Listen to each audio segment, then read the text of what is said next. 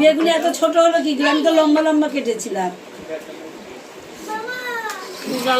এ পূজা এত ছোট হলো কি করে?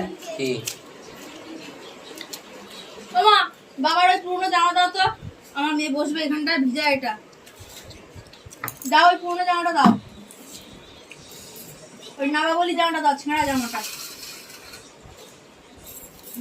দাও এদিকে। এই এখানে আয়, পাপড় ভাজা কই? এই তো দিচ্ছি, এদিকে আয়, এখানে যা, ওখানে বস, যা যা, কাপড়টার উপর বস, বস, হ্যাঁ বস।